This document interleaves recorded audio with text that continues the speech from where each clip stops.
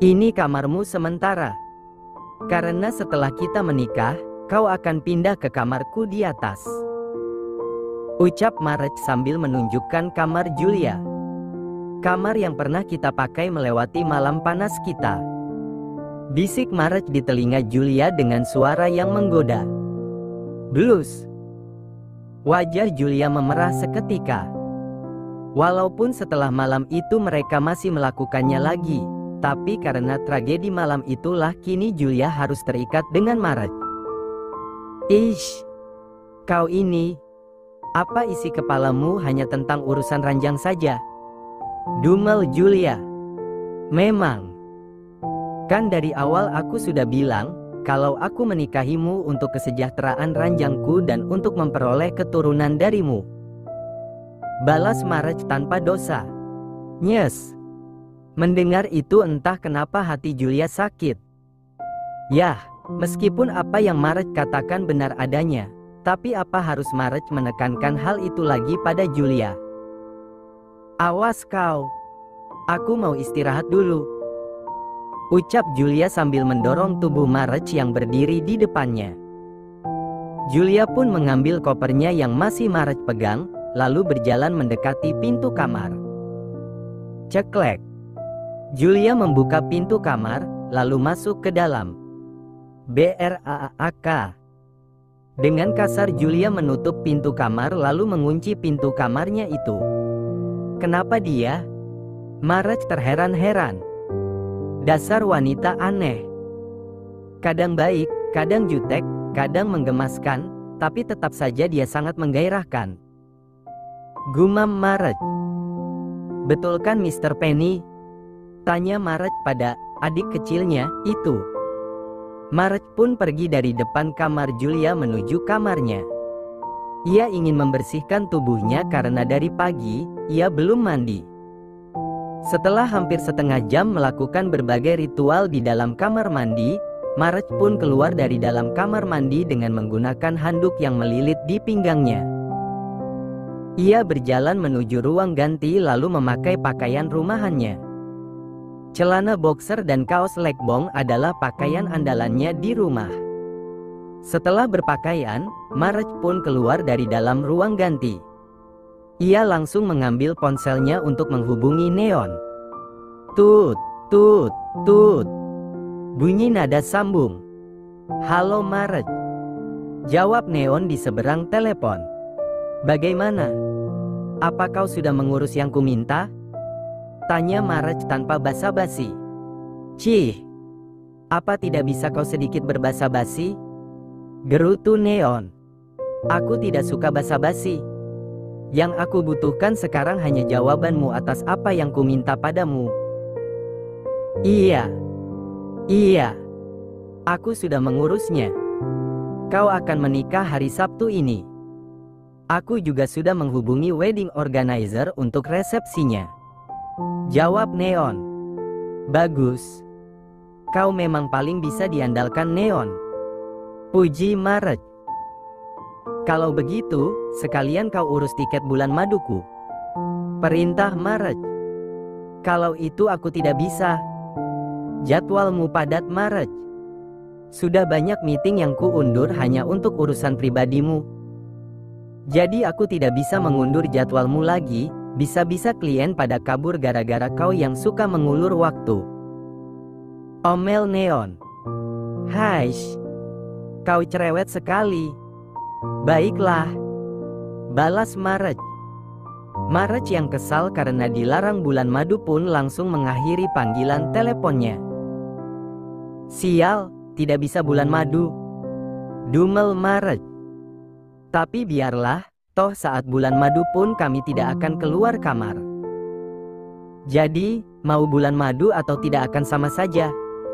Gumam Marge lagi. Marge pun meletakkan ponselnya kembali di atas nakas. Ia pun naik ke atas ranjang dan membaringkan tubuhnya.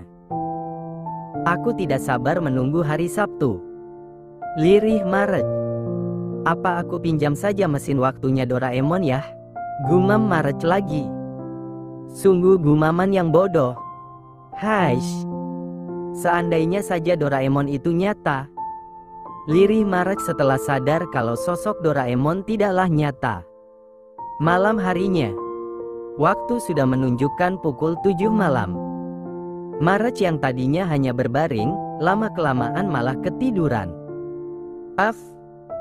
Lenguh Marach sambil mengerjapkan matanya untuk menyesuaikan cahaya yang masuk ke pupil matanya. Marach meraba nakas di sebelahnya untuk mengambil ponselnya. Astaga, udah malam ternyata. Lirih Marach dengan suara seraknya. Marach pun mengubah posisinya dari tidur menjadi duduk lalu menurunkan kakinya ke lantai dan meletakkan kembali ponselnya ke atas nakas. Setelah itu Marach pun berdiri dan berjalan menuju kamar mandi untuk mencuci wajahnya. Setelah selesai mencuci wajahnya, Marach pun keluar dari dalam kamar mandi lalu berjalan keluar dari dalam kamar. Sesampainya di lantai bawah, Marach langsung berjalan ke dapur untuk mengambil minum. Tiba-tiba langkahnya terhenti saat melihat meja makan yang terisi dengan 2 jenis menu makanan. Apa Julia yang memasak ini atau dia pesan? Monolog Marach. Dilihat dari menunya sih, sepertinya dia yang memasak. Karena bahan-bahan ini ada di kulkasku. Gumam Marach lagi. Marach pun mengambil gelas dan menuangkan air minum yang juga sudah tersedia di atas meja. Setelah segelas air putih tandas, Marach meletakkan gelas yang ia pakai minum ke atas meja lalu berjalan menuju kamar Julia. Ceklek. Marach memutar handle pintu. Julia ceroboh. Ia lupa mengunci pintu kamarnya. Marach pun masuk ke dalam kamar Julia. Bersamaan dengan Marach yang masuk ke dalam kamarnya, Julia pun juga keluar dari dalam kamar mandi. Ia baru saja selesai mandi. Julia keluar hanya dengan menggunakan handuk yang melilit di tubuhnya, panjang handuk pun sejengkal di atas lutut. Dan penampakan Julia yang sehabis mandi berhasil membuat jantung Marach berdegup kencang. Bukan hanya jantung Marach, adik kecilnya pun sudah menegang dan berdenyut di bawah sana. Astaga Marach, keluar kau! Teriak Julia. Marach tidak memperdulikan teriakan Julia yang mengusirnya. Ia malah berjalan mendekati Julia dengan nafas yang memburu karena kini hasratnya sudah sampai di ubun-ubun. Teriakanmu membangunkan singa yang sedang tidur baby, ucap Marach dengan suara seraknya. Dan tanpa basa-basi, Marach menarik tengkuk Julia dan mendaratkan bibirnya di bibir Julia. Hem! Sekuat tenaga Julia meronta dan mendorong Marach. Tautan bibir mereka pun terlepas paksa. Kau ini apa-apaan sih? Kau mau memperkaosku? Bentak Julia sambil mengencangkan lilitan handuknya.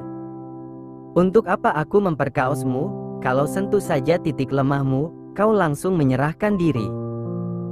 Balas Marach. Cih!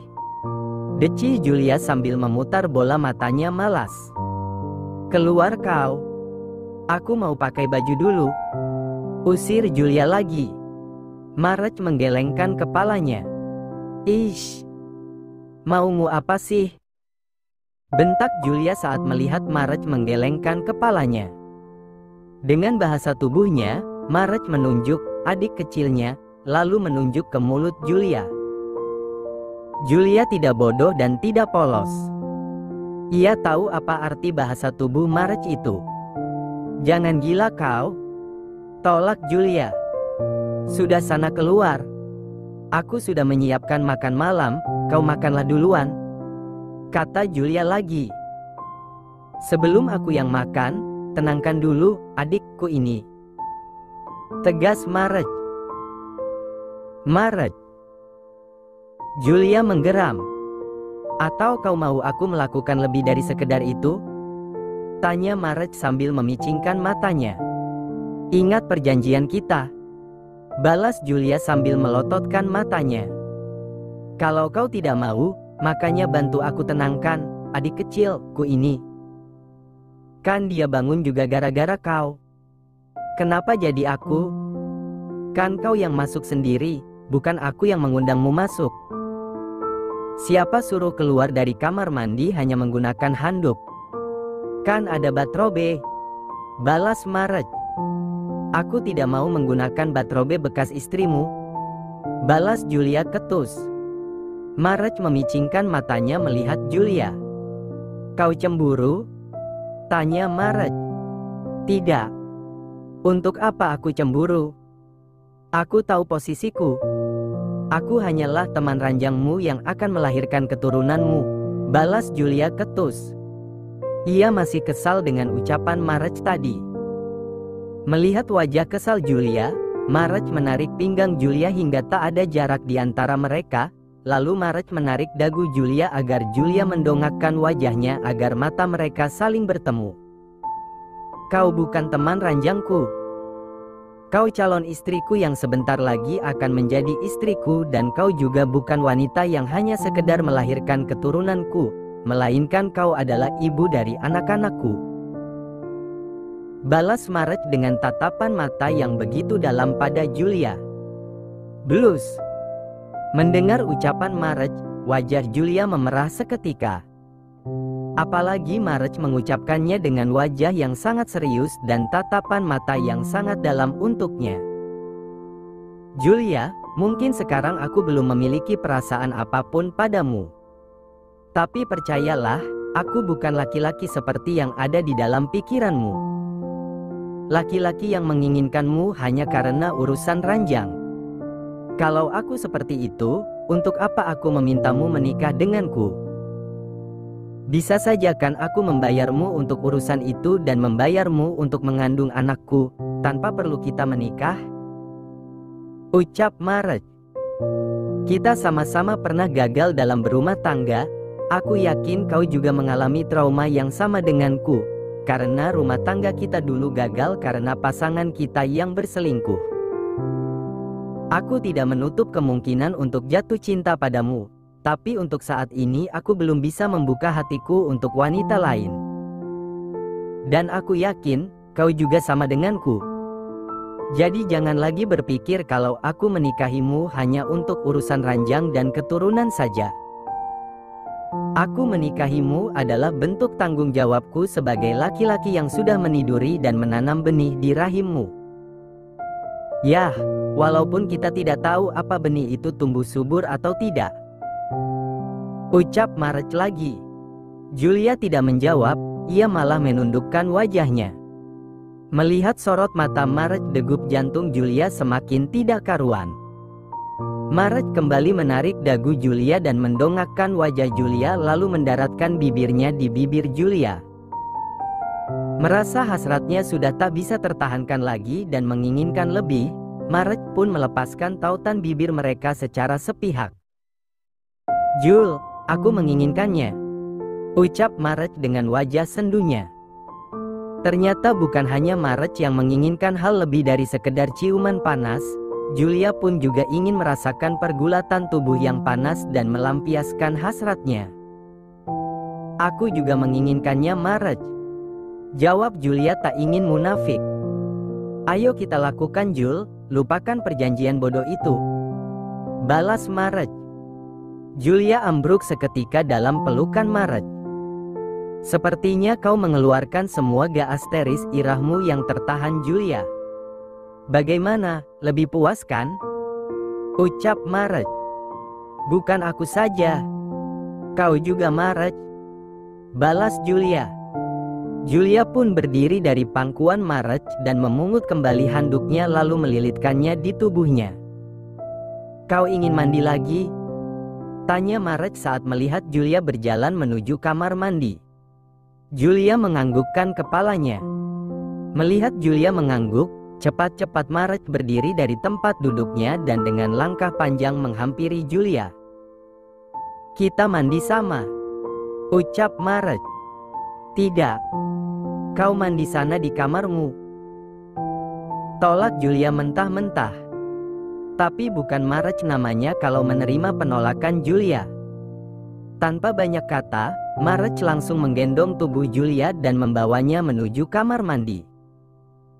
Tak perlu ditanya lagi apa yang mereka lakukan di dalam kamar mandi, yang pasti bukan hanya sekedar mandi.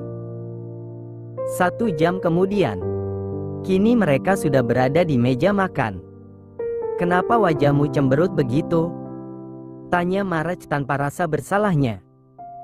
Julia tak menjawab, ia hanya memutar bola matanya malas sambil menyendokkan makanan ke piringnya. "Sendokkan aku juga," pinta Marge sambil menyodorkan piringnya ke arah Julia. "Sendok sendiri," jawab Julia ketus sambil meletakkan sendok di piring Marge. "Calon istri macam apa kau, masa tidak mau menyendokkan makanan di piring calon suaminya?" sindir Marge. Julia menghela nafasnya kasar, ia pun mengambil kembali sendok yang tadi ia letakkan di piring Marge dan menyendokkan makanan ke piring Marge.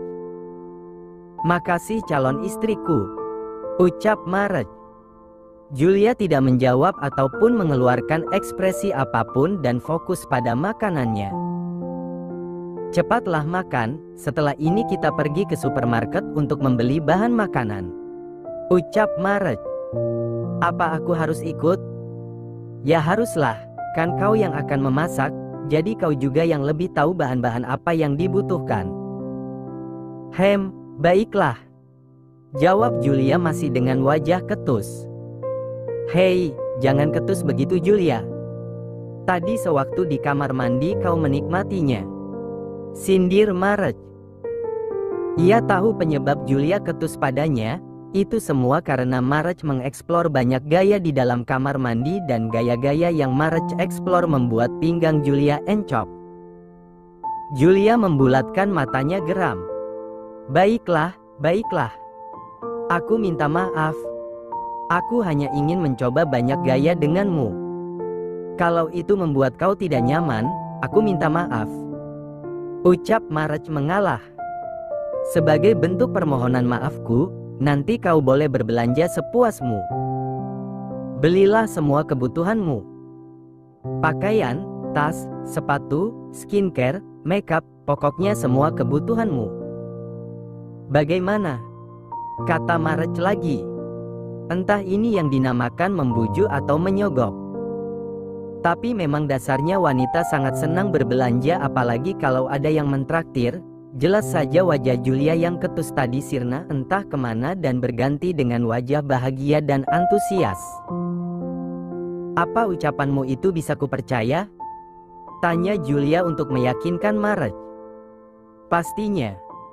Kalau kau tidak percaya, kau saja nanti yang pegang kartuku," jawab Marge. Makin sumringah saja wajah Julia. Ia pun cepat-cepat menghabiskan makanannya. Setelah makanan yang di piring mereka habis, Julia dan Marge pun pergi ke kamar mereka masing-masing untuk mengganti pakaian mereka. Setelah kurang dari 15 menit mereka pun keluar dari dalam kamar mereka. "Mana?" todong Julia sambil menengadahkan tangannya. Tahu maksud todongan Julia, Marge pun merogoh saku celana belakangnya dan mengeluarkan dompetnya. Ia membuka dompetnya dan mengeluarkan kartu hitam dari dalam dompetnya itu. "Wah, kau punya kartu hitam?" ucap Julia terpukau saat melihat kartu hitam Marge. "Apa baru kali ini kau melihat kartu hitam?" tanya Marge balik. "Tidak sih. Tapi aku tidak menyangka saja kalau kau punya kartu hitam," jawab Julia. "Ambillah, belanjalah sesukamu nanti," ucap Marge. Dengan gerakan cepat, Julia langsung menyambar kartu hitam dari tangan Marge. "Let's go baby," teriak Julia kesenangan. Ia pun berjalan terlebih dulu dari Marge. Melihat tingkah Julia itu, Marge tersenyum tipis sambil menggelengkan kepalanya. Tapi otaknya tidak berpikir kalau Julia adalah perempuan materialistis. Karena menyukai uang itu adalah hal yang realistis.